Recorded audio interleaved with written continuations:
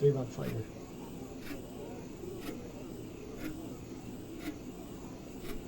Dude was stealing flowers.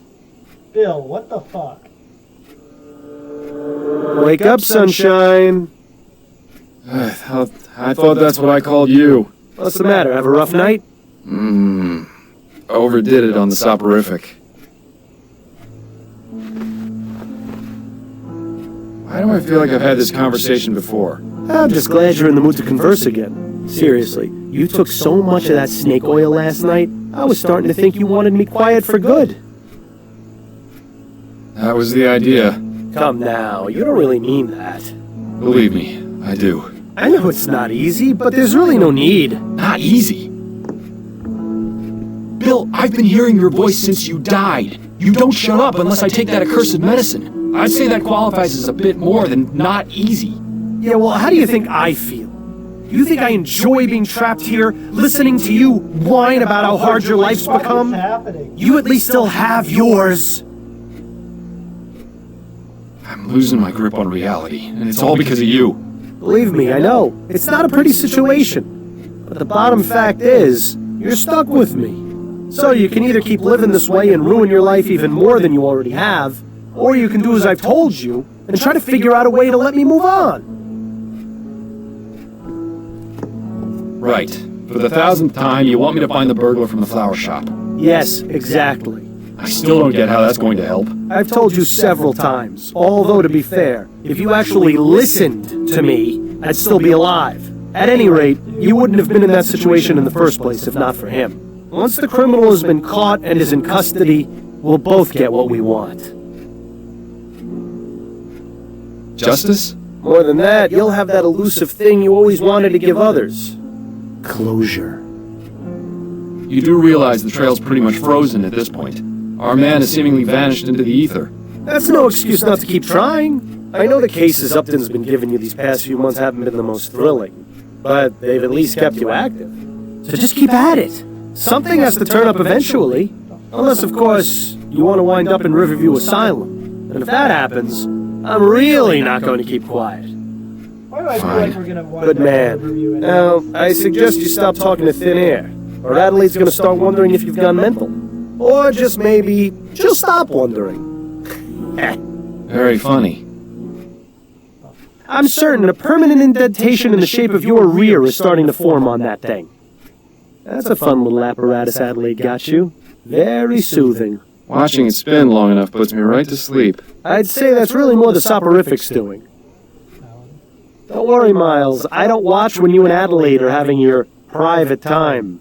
It would be nice if you didn't spend the whole time humming. I thought you appreciated some romantic music. I always like that self-portrait of Adelaide's mother, even if the eyes do always follow you.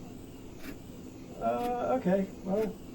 Cozy little winter getaway. That would be a welcome change from the winters in this city. Adelaide's mother certainly enjoyed pressing flowers. Do you suppose she does more of it now that she's retired?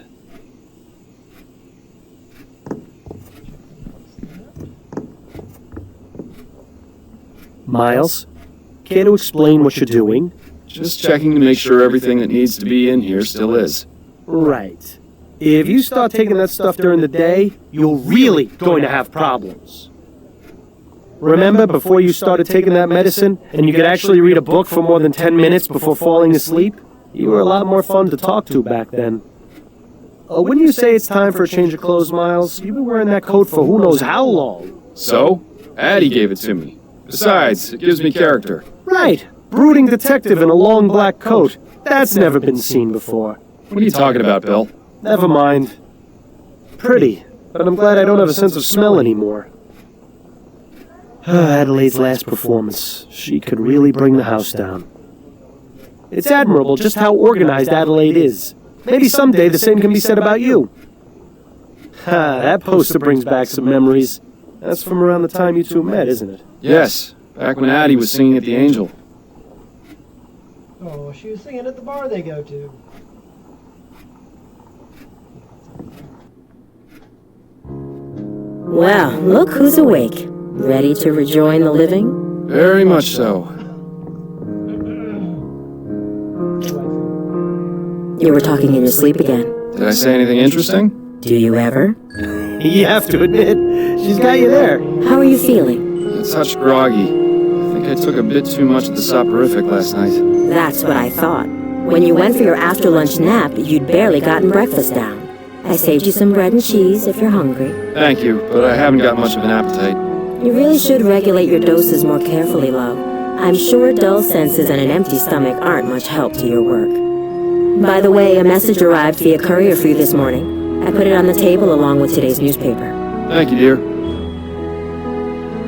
Addie? Yes, dear? I've still got that song you sang last week at the Rutherford stuck in my head. You were amazing. Thank you, Miles. That was a lovely evening.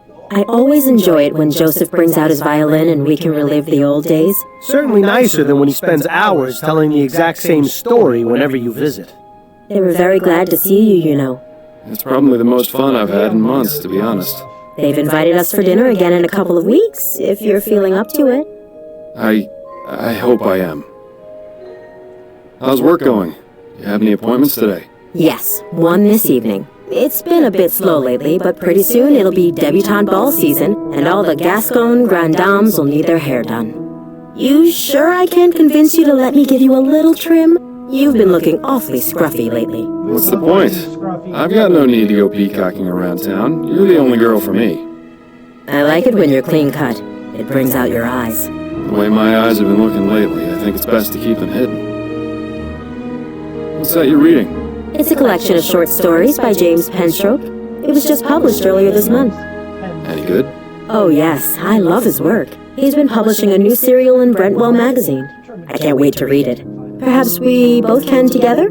I think you'd enjoy him. Lately, I haven't been able to concentrate on a page for more than 5 minutes without nodding off. That is a pity. How are you? It feels as though we haven't seen much of each other these past few days. I've been fine. Addie, you're not a very good liar. What's on your mind? I'm worried about you, Miles. I know, but I've told you, there's no need to worry about me. I'm all right. You're not all right, Miles. I may not be a good liar, but you can't fool me either. I am all right. What do I have to do to convince you of that? You could start by throwing out that sleeping medicine. It's turned you into a different person. I needed to sleep, Addie. I'll become an even worse person without it, believe me. I know Bill's death was hard for you.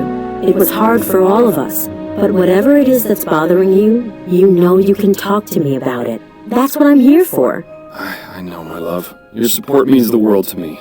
I need some time to deal with things. That's all. It won't always be like this, I promise. Making promises you can't keep, eh, Miles? That'll end well. I'll let you get back to your book. It might do you some good to look in the mirror a bit more often, Miles. If there isn't a pair of scissors or a hairbrush in Adelaide's hands, you can bet there'll be a book. I always liked that painting.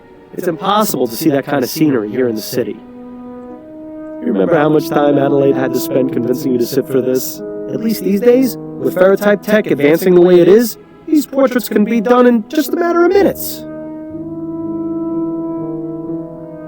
How are your parents doing these days? It's been ages since you wrote them.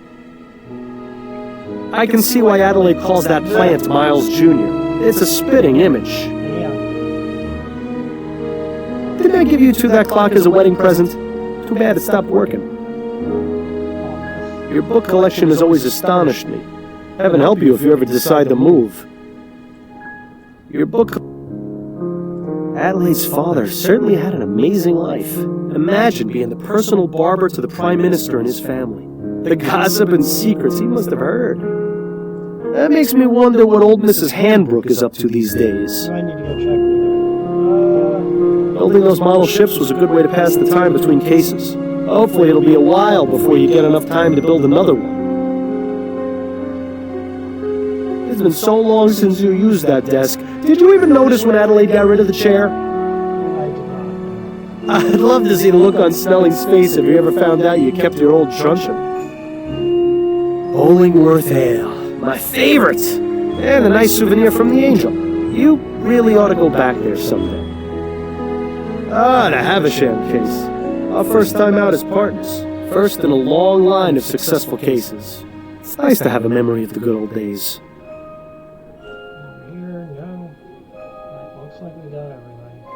let's go ahead and take a look at the newspaper.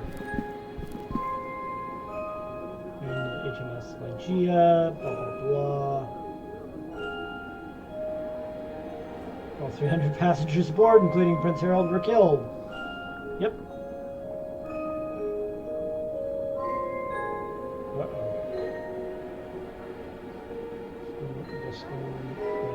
Dies. Laura Dupree died on Saturday of apparent natural causes. Blah blah blah. Blah blah blah. 30 years her senior. Blah blah blah. Benjamin Montgomery. John Dupree, a banker, has been married 3 times.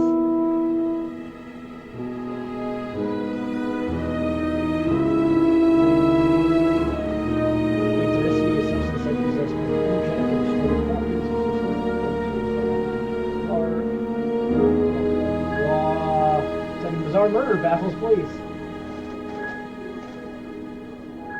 Both male died from gunshot wounds. No reason why they're related. Chief of Police Snelling. Yeah, his promotion.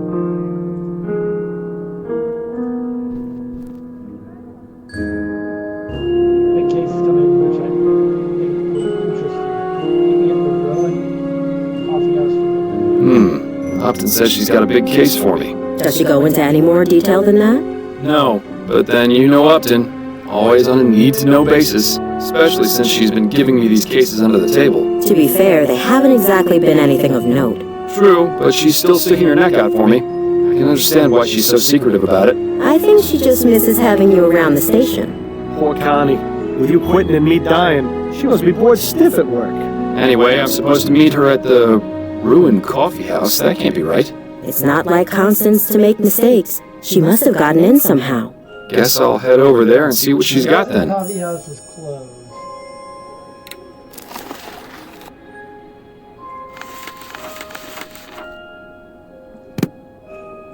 Alright, let's head on out. Have a lovely day, Addie. Give my regards to Constance.